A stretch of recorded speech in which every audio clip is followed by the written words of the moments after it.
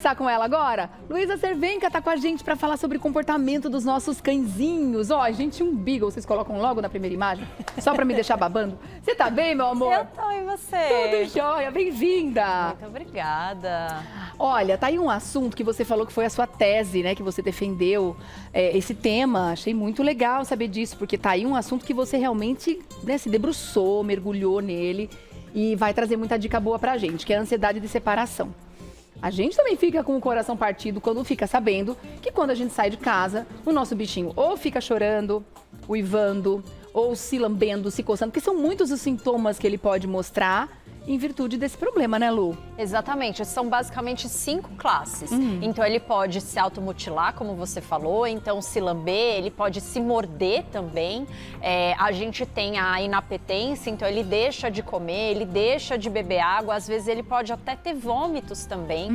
Ele pode ter a destruição, que é o que a gente mais vê, né? Aquele cachorro ficar sozinho, ele tá destruindo. Acaba com a casa. Exatamente.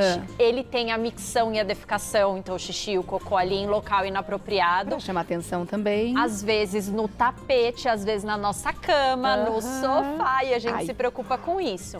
E a gente tem também a parte de... Da euforia em excesso também. Ou ele fica muito quietinho. Os extremos. Ele fica... Exatamente. Então pra gente saber como que o nosso cachorro fica quando a gente tá fora, tem 2 formas. Colocando uma câmera ou sabendo como ele recebe a gente. Se ele recebe a gente chorando, latindo, ficando muito loucão, fazendo xixi descontrolado, muitas vezes é esse mesmo comportamento que ele vai ter quando a gente tá fora. Ah, entendi. Agora, uma coisa que a gente sempre faz, porque é fofo, é a festa pro cachorro quando a gente chega em casa, né? A gente tem que assumir porque é legal, a gente chega, a gente tava com saudade também, né? Só que a gente pode estar deixando esse cachorro aumentando esse problema dele, né, Lu? Fazendo essa festa. Isso não é benéfico para essa questão. Isso não é benéfico, mas também não precisa ir para o outro oposto, que é ignorar completamente o cachorro. A gente pode falar com ele, mas o ideal é não incentivar esse descontrole emocional. A gente acha que é amor. Não é descontrole emocional. O ideal dos mundos é que o cachorro não precise ficar nessa loucura quando a gente chega. Que ele simplesmente esteja na caminha e fala: oi, tudo bom? Você chegou, prazer em te ver. Porque se fosse um filho, um marido, um amigo que recebesse a gente nessa euforia, a gente ia internar no dia seguinte. Mas como é o cachorro, a gente tolera, né? A gente acha que é um comportamento aceitável para o cachorro e, na verdade, é um distúrbio. Exatamente. É um descontrole muito forte e que isso faz muito mal para ele. Claro. Agora, isso costuma acontecer principalmente com os cães. A gente está aqui falando principalmente dos cães porque eu acredito que os gatos, salvo algumas situações ou algumas exceções, se bastam um pouco mais porque dormem muito, né? Então passam boa parte do dia tranquilamente sem olhar pra nossa cara e tá tudo bem. Claro que imagino que tem alguns gatos que também devem passar por isso, mas os cães de uma forma geral, né? Agora, o cachorro que normalmente fica sozinho, sem a presença de nenhum humano, ele tem chance de sofrer muito mais a ansiedade da separação do que aquele que de repente fica com algum outro membro da família ou outras pessoas em casa, de repente não sente tanta falta daquela pessoa que é a escolhida dele dentro da família? A gente tem 2 formas de angústia. Então, aquele cachorro que não consegue ficar sozinho de forma nenhuma, mas que qualquer ser humano ali na casa resolve a situação. E a gente tem outra situação que é a figura de apego. Então, por exemplo, tem você, seus filhos e seu marido na sua casa. Se tiver todo mundo menos você, o cachorro já desespera. Então é uma única pessoa que, sem aquela pessoa de apego, o cachorro já desespera. Então, quando a gente tem uma falta do cachorro não conseguir, né, ficar sozinho, é mais fácil da gente conseguir trabalhar. Agora, quando é uma figura de apego, uma única pessoa que ele só se sente seguro na presença daquela pessoa, acaba sendo um pouco mais difícil. Alguns cachorros, eles conseguem tolerar algum período, então 1, 2, 3 horas eles já conseguem tolerar. Outros, nem 15 minutos. Por isso é muito importante a gente procurar um profissional do comportamento para entender o motivo do que está acontecendo. E muita gente acha, mas é birra, porque eu saí, o cachorro não queria ficar sozinho. Não, qualquer um desses comportamentos que o cachorro apresenta quando ele está sozinho é por angústia, é por sofrimento. A gente assemelha essa angústia dele quando sozinho a uma crise de pânico. Tá, olha só, gente, que dó.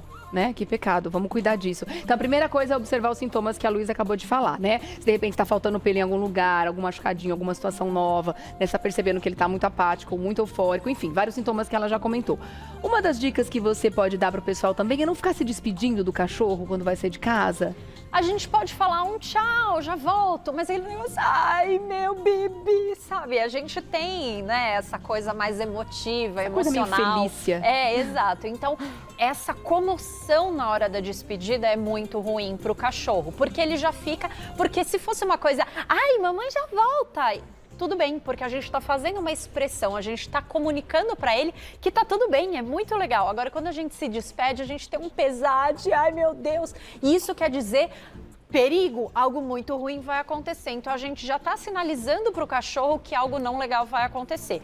O que é o ideal dos mundos? Eu deixar algo para o meu cachorro fazer que não seja muito difícil. Por exemplo, deixar um mordedor, deixar um tapete de lamber, que pode ser um descanso de panela de silicone com uma pastinha, um iogurte natural, ou esses mordedores que a gente vê tanto em pet shop, quanto os ossos naturais que a gente deixa no congelador por 72 horas e nada de cozido. Aqueles brinquedos que a gente põe o petisco dentro, ele fica brincando por horas, tentando tirar. Se não for muito difícil, pode dar. Se for algo que o cachorro já esteja mais acostumado, pode dar. Porque quando ele tá com medo, se for algo muito desafiador, que exija muito dele, ele vai desistir. E saiu um artigo recentemente que falou a importância de morder e lamber nesses momentos de angústia, inclusive na ansiedade por separação. Dizer que a fase oral do cachorro é eterna. As crianças acabam mais ou menos uns 2 anos. O cachorro leva isso. Exatamente, é o comportamento natural da espécie. E eles estão sempre atentos aos sinais também? Por exemplo, se a rotina da saída daquele tutor é colocar um sapato, pegar a chave do carro, pegar a bolsa ou a mochila de trabalho, o cachorro percebe tudo isso? Sim, ele começa a antecipar. Então, o que acontece? Ele tem receio que o tutor saia de casa. E daí eu sempre brinco que tem a porta do inferno, que é aquela porta que a gente sai, né? Tadinho! Porque pra ele, saiu por aquela porta, algo muito ruim vai acontecer. E daí ele começa a associar. Então, toda vez que sai por aquela porta, pega a bolsa. Então, pegar a bolsa já é algo muito ruim. Então, ele começa a ir antecipando esse medo dele. E por isso, a gente precisa fazer um grande trabalho, que muitas vezes pode levar meses pra gente conseguir fazer com que ele fique tranquilo quando sozinho. Não é algo fácil, mas a gente consegue solucionar. Tá. Uma das coisas seria fazer esses movimentos e continuar em casa, pra dissociar esse movimento com o momento da saída? Eu gosto mais de trabalhar a porta, porque todos esses gatilhos de bolsa, de chave, de máscara na época da pandemia, eles são decorrentes de um medo da porta. Então, quando a gente começa a trabalhar a porta sem existirem esses outros estímulos de bolsa, de sapato, enfim, a gente começa a tranquilizar o cachorro. Então, eu vou, toco na maçaneta e volto e sento e assisto uma TV. Depois de 2 minutos, levanto, abro a maçaneta, fecho, encosto a porta e sento de novo. Então, eu vou mostrando que a minha interação com a porta nem sempre está relacionada à minha saída. E daí ele vai começando a ficar um pouco mais tranquilo com essa questão da porta especificamente. O cachorro tem noção de tempo? Ele consegue ter noção de tempo, principalmente quando ele já está condicionado. Então, por exemplo, eu saio na hora do almoço, depois de dar a ração dele, e eu chego mais ou menos no pôr do sol. Aí, ele vai vendo aquela luz diminuindo. Ele acompanha o movimento do dia. Exatamente. Aí ele fala, então ela vai chegar daqui a pouco, eu fico bem até o pôr do sol. Passou o pôr do sol, você emendou o trabalho, foi para um happy hour, para um cineminha, aí é que começa muitas vezes o sintoma do cachorro, porque sai da rotina. Ele está condicionado àquilo, né? Exatamente. Agora, o passeio pode ser benéfico também? Para que esse cachorro já fique, de repente, um pouco mais cansado, um pouco mais tranquilo e não fique percebendo esses movimentos, passear antes da pessoa sair? O passeio ele é muito importante em qualquer horário, não só antes da pessoa sair, mas também antes da pessoa sair. Porque o passeio não é só um gasto de energia, o passeio também é uma forma de estimular esse cachorro, dele cheirar, dele encontrar outras pessoas, dele ter estímulos para depois ele ficar mais tranquilo dentro de casa. Mas um cachorro, mesmo cansado, ele pode demonstrar sinais de ansiedade por separação se a angústia for muito grande. Tá. Agora, essa semana rolou uma polêmica aqui. né? Sobre essa questão da separação do cachorro e tal. Eu cheguei a comentar, enquanto a gente estava conversando com o Leãozinho sobre o BBB, que eu achei interessante uma dinâmica quando entrava um pai, né? Abraçava o filho não podia, né, exibir nenhum tipo de reação.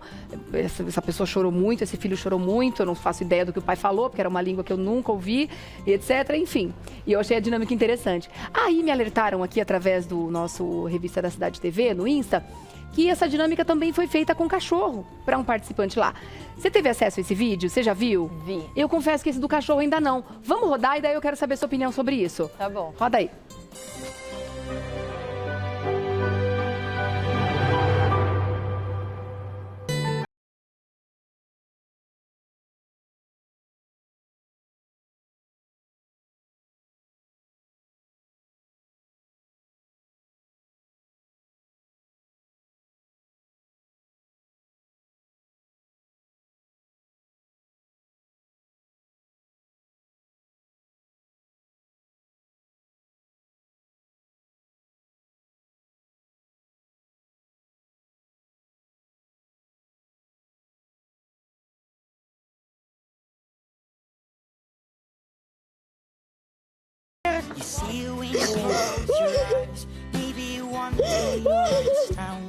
Chorar, para. Ai, gente, que triste, meu Deus.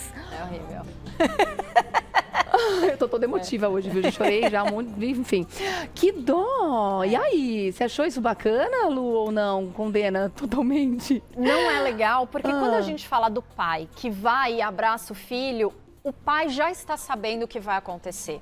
Então, o pai escolheu estar ali. Então, tudo bem eu estar ali, eu vou passar... tem entendimento da cena, né? E o filho sabe que não pode mexer, o pai sabe que o filho não pode mexer e tá tudo bem, né? Exatamente. E o cachorro, primeiro que ele não escolheu estar ali. Segundo, que ele tem hora que ele abana o rabinho, vai em direção à tutora e ela não interage, ela só chora. E normalmente quando a gente está mais emotivo, triste, o cachorro tende a consolar, eles tende querem a ficar acolher perto. A gente. Exatamente. Então, o momento que ele sai, ele já sai com o rabo baixo. Então, a gente não sabe exatamente quais as consequências dele passar por uma situação como essa. Pode gerar um trauma, né? Com certeza, algo ruim vai causar. E não é algo que a gente quer para o nosso cachorro, principalmente sem ele ter escolhido e sem ser algo que possa melhorar de alguma forma a vida dele e passar por uma situação dessas. Então, é aquilo que muitas vezes os programas buscam a audiência sem se preocupar com o bem-estar de todos que estão ali. É verdade. Ah, gente, se essa dinâmica acontecer aqui no Brasil com cachorro, eu vou ficar triste também. Não faça isso, não. Que mantenham só com os humanos, né? Porque eu achei bem interessante, de fato. Ai, que dozinha. Muito Agora, dó. Voltando a falar sobre essas, de repente, as possíveis soluções ou as tentativas que as pessoas vão fazer para resolver ou tentar ajudar nessa ansiedade da separação, se você perceber que o seu animal tem um brinquedo preferido, entregar esse brinquedo na hora que você está saindo pode ser uma boa? Pode ser uma boa, sim. Mas o ideal, o que eu vi no meu doutorado, que eu achei muito bacana, é que faz diferença os brinquedos diferentes que você vai oferecer durante uma semana. Então, por exemplo, oferecer sempre o mesmo brinquedo todos os dias ajuda, mas não é o que melhor ajuda. O que melhor ajuda é você oferecer segunda-feira um ursinho, terça-feira uma bolinha, quarta-feira um mordedor e assim vai. E trabalhar cognitivamente esse animal. Então, não oferecer a ração no pote, colocar dentro de uma garrafa PET, dentro de um rolo de papel higiênico, numa caixa de ovo, trabalhar essa parte cognitiva desse cachorro para que ele se sinta mais seguro. Quando ele resolve esses desafios, ele libera algo muito importante que é a dopamina, que deixa ele com uma sensação maior de autoconforto, de segurança mesmo. Então, é importante a gente fazer isso e também deixar algo que ele gosta muito antes de sair, como eu falei, os mordedores, os tapetes de lamber. Esse é o primeiro ponto para a gente começar. Mas também a gente precisa entender se é angústia por separação ou se é tédio. Então, tudo isso que eu já falei, se for tédio, vai melhorar sem dúvida nenhuma. Mas sempre com a ajuda de um profissional do comportamento, porque é algo muito angustiante. Tanto para cachorros quanto para tutores. Ai, gente, que provocação essas imagens com o Beagle. Para mim isso é... Ai, meu Deus, Beagle é tudo de bom. Que delícia de cachorro. Música, de repente uma televisão, porque tem televisão para cachorro hoje em dia, né? Um canal especial para cachorro, que não é o frango rodando na padaria. Isso ajuda também, deixar uma música relaxante, uma TV ligada, alguma coisa assim? Isso vai depender de indivíduo para indivíduo, mas normalmente sim. E não adianta falar, vou pôr uma música clássica que ele vai adorar. Tem que ser a mesma coisa que o tutor está acostumado a ouvir. Então, se você escuta um rock, deixe um rock. Se você sempre está aqui ligado na TV Gazeta, deixa a TV Gazeta ligada, porque é isso que ele está acostumado e é isso que vai fazer com que ele associe a sua presença. Deixar a luz ligada, dependendo da idade desse cachorro e a dificuldade que ele tem de locomoção, também pode ser uma opção. E também a gente vê se a televisão está fazendo bem para ele, porque às vezes mais estimula esse cachorro do que deixa ele tranquilo. Do que acalma, né? Tá, tem bastante caso chegando aqui para você tentar ajudá-lo. A Pan Carreira disse o seguinte: tem uma American Bully que adotei e antes de mim ela passou por 2 famílias. Ai, que dó, só aí a gente já imagina o histórico, né? Ela é super apegada a mim, come somente comigo, né? Quer dizer, ela pode ter, né, essa ansiedade por ter já se separado de 2 famílias, né? Olha que dó. Ela é super apegada a mim, come somente comigo. Se eu não estou, ela é agressiva até com o meu marido. Mas quando estou presente, é uma bebezona. Fico angustiada com isso, pois sinto que na minha falta, ela sofrerá muito. Cuido dela com muito amor, mas para ela, tudo sou eu. Isso é algo muito comum, não só com esse histórico de rejeição, de passar por várias famílias, mas principalmente quando a gente faz com que o cachorro dependa da gente. Às vezes a gente consegue fazer isso quando o cachorro está lá na caminha dele, tranquilo, e a gente vai lá, pega o cachorro e beija o cachorro e traz o cachorro para perto da gente. Então, quanto mais a gente faz com que o cachorro dependa da gente, só queira estar com a gente pode propiciar isso. Como resolver? Um brinquedo diferente para cada dia da semana, para trabalhar essa autoconfiança, deixar ele em ambientes separados do seu, com o tapete de lamber, associando positivamente, mas principalmente a gente precisa trabalhar a segurança, num local de segurança, que seja uma caminha, um tapetinho, onde quando ele estiver nessa caminha, ele vai estar com o manto da invisibilidade do Harry Potter. Ninguém vai falar com ele, ninguém vai tocar nele, ninguém vai chamar, não vai fazer carinho, porque ele vai começar a buscar esse local para estar com mordedor, para estar com algo muito gostoso, e quanto mais a gente chamar, mais ele vai ficar dependente. Um comentário aleatório, a gente vê a diferença de idade nessas horas. Você falou do manto da invisibilidade, eu lembrei da Caverna do Dragão, né? Lógico. Eu já sou dessa época. Agora tem mais um aqui, pra gente trazer o assunto para os nossos gatinhos também, que é importante falar deles sempre. Um dia, meu gato, a Márcia tá dizendo aqui, ó. Meu gato que é super grudado em mim, quando eu vou viajar, fico alguns dias fora, ele literalmente me ignora. Depois de algum tempo, tudo volta ao normal. E eu vou dar também aqui um depoimento, né, uma questão pessoal. Meu gato já fez cocô no meu quarto. Depois de eu passar 1, 2 dias fora, com outra pessoa cuidando e tal. Quer dizer, é protesto, né? E isso também, quer dizer, os gatos também podem passar por isso, Lu? Na verdade, isso não é protesto. Não? Na verdade, isso está relacionado àquela angústia. Então, um dia sem ela eu tolero. É um sofrimento. No segundo ou no terceiro dia, ele já não consegue lidar com a sua ausência. Ai, que dó, gente. E daí ele acaba... Sabe quando a gente vai fazer uma coisa diferente, vai falar em público, ou vai apresentar alguma coisa que a gente não está acostumada, daquele frio na barriga, uma vontade de ir ao banheiro, porque o peristaltismo, quando a gente está nervoso, ele aumenta. Por isso que a gente também tem isso. Também tem isso. Por isso que aumenta a chance de fazer cocô ou xixi no local errado. Ai, gente. E daí ele vai buscar um local que ele se sente confortável, que provavelmente é a sua cama. É, o quarto, tá com o nosso cheiro ali. Exatamente, tudo. Exatamente. Gente. E aí essa coisa do ignorar também entra nesse lugar, quer dizer... Porque ele fala, peraí, o que aconteceu? Ele não se sente mais confiante com aquela pessoa, porque houve uma quebra de confiança. De, peraí, você estava aqui, do nada você saiu, eu não sei se eu confio mais em você ou não. Então, o ideal é que a gente prepare esse gato, prepare esse ambiente pra gente ficar fora. Eu tive problema com o meu gato, ele vomitava quando ficava sem mim. E ele ficava sem comer, de ter que parar no hospital quando eu viajava. Lu. E daí eu tive que fazer todo um trabalho. Então eu passava um dia fora, aí vinha a cat sitter. Passava 3 dias fora, aí vinha a cat sitter. Tem que fazer todo um esquema. E agora eu consigo ficar 10 dias fora, que não tem problema. Foi habituando também com a presença dela, para não sentir tanto a sua falta. Foi todo um treino. Olha só. Foi todo um treino. Nada como entender o comportamento deles, né? Justamente para seguir no caminho certo da solução do problema. Não adianta a gente ficar achando, que a chance da gente achar errado é enorme, né? Exatamente. Vamos dar aquele recado maravilhoso? Porque a gente falando em gatinhos, né?